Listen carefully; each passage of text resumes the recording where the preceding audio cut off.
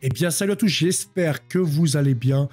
On se retrouve aujourd'hui dans une toute nouvelle vidéo où nous allons parler grâce au site de Tribune Chrétienne qui a fait un petit retour sur 2024 et notamment ses 5 grandes indignations de 2024.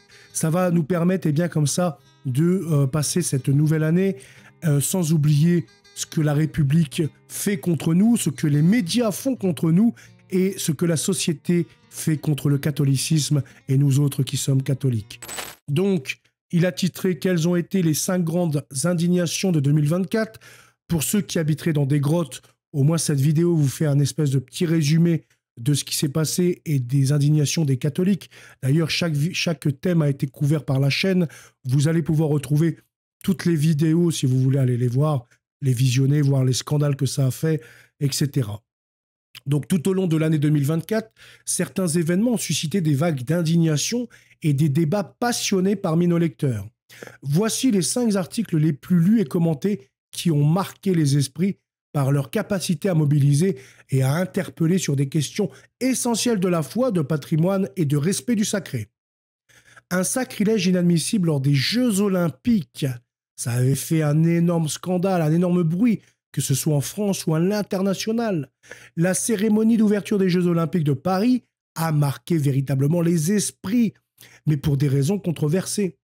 Une mise en scène de la scène où les apôtres étaient représentés par des drag queens avait suscité une vive réaction de la communauté catholique.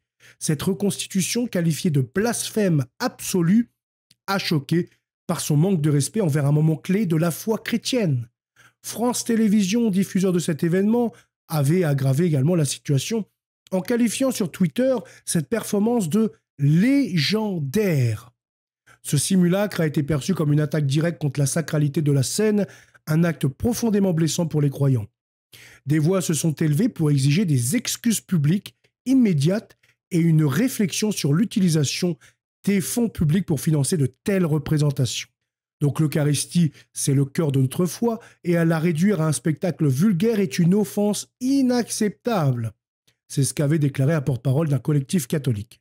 Et puis après ça, il y avait eu également Charlie Hebdo, avec son image complètement dégueulasse qui attaquait la Sainte Vierge Marie en la faisant être une boutonneuse purulente, etc.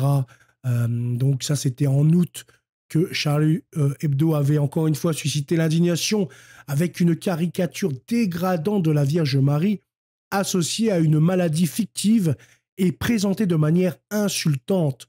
Cette représentation a été publiée peu après la fête de l'Assomption, ce qui a été perçu comme une provocation intentionnelle. Nous ne déboulerons pas avec des armes automatiques, mais nous resterons pas silencieux face à cette atteinte grave.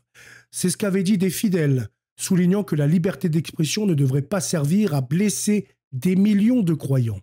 La publication avait donc relancé le débat sur les limites de la satire et la nécessité de respecter les sensibilités religieuses dans une société pluraliste.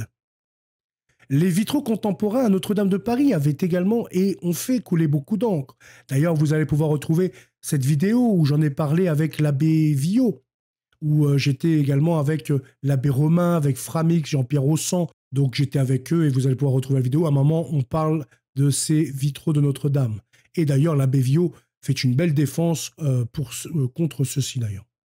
Le projet de remplacer les vitraux historiques de Notre-Dame par des créations contemporaines a déclenché une vague de protestations.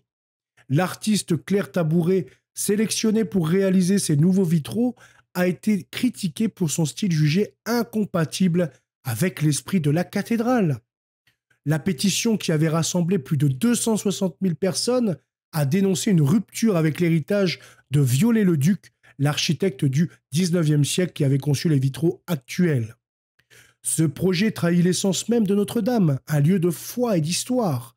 C'est ce qu'avait déclaré Didier Rickner, initiateur de la pétition. Certains ont proposé un référendum national pour permettre à la population de se prononcer sur une question qui touche au patrimoine collectif. Dans la ligne juste après, il y a eu également Luce.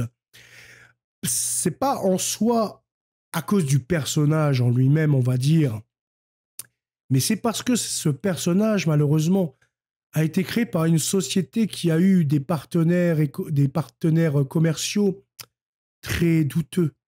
C'est-à-dire qu'il s'était associé à des marques de sextoy, où il a fait le design de Godemiché, un peu avec des trucs sataniques. Donc c'est surtout ça qui a été dénoncé avec la mascotte de Luce. Mais donc ça a été un sujet très controversé. Après, en soi, la mascotte en elle-même, elle n'a rien de mal. Elle est mangaïsée, ce qui permet de toucher un public japonais.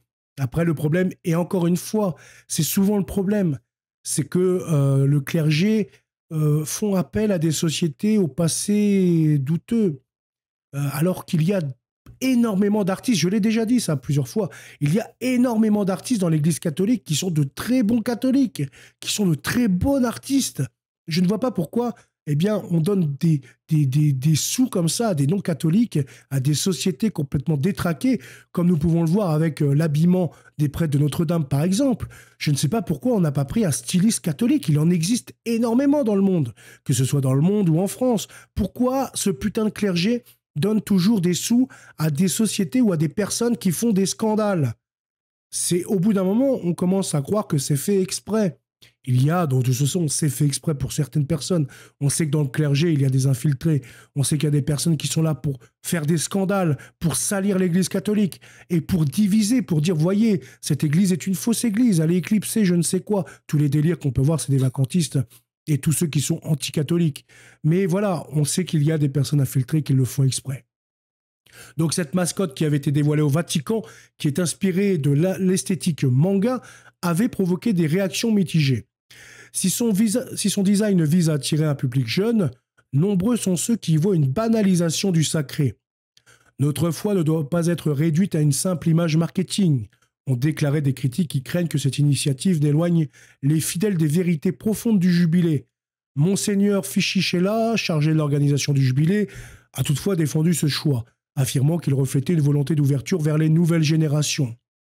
Donc là, Tribune chrétienne a fait le choix de ne pas parler du véritable scandale. Il nous parle de la figurine en elle-même. Mais la figurine en elle-même, je ne vois rien de choquant. En soi, c'est une figurine qui représente eh bien, un pasteur, enfin un catholique avec un chapelet, etc.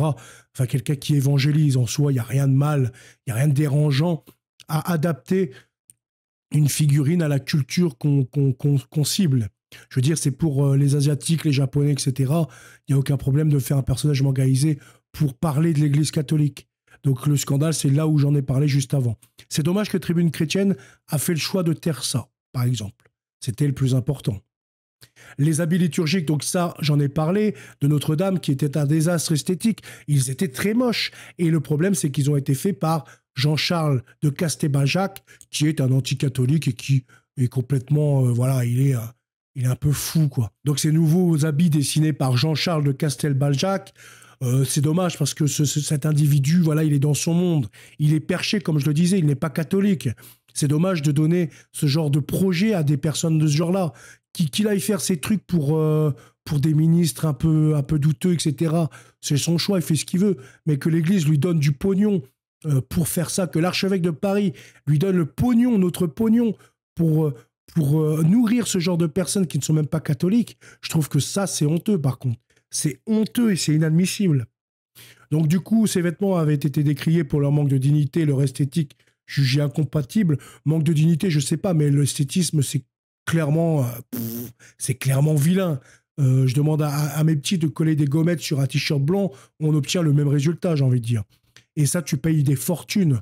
Alors qu'il y a des petites sociétés catholiques qui auraient demandé 10 fois moins et auraient produit quelque chose de 10 fois plus beau, 10 fois plus sain, de l'âme catholique. Donc ça, il va falloir aussi, je pense, peut-être qu'on commence également à faire des pétitions ou à envoyer des lettres ou pour demander que notre argent cesse d'être utilisé dans des sociétés qui ne sont pas catholiques. Je pense qu'il va falloir faire un peu comme les Américains et refuser que notre argent soit utilisé pour des choses qui ne sont pas catholiques, donc pour des sociétés non catholiques, etc. Qu'on veut un protectionnisme catholique, en quelque sorte. Ces habits ressemblent plus à des costumes de théâtre qu'à des vêtements liturgiques, a dénoncé un historien de l'art religieux. Ce choix artistique a relancé le débat sur la manière de concilier tradition et modernité dans les lieux de culte.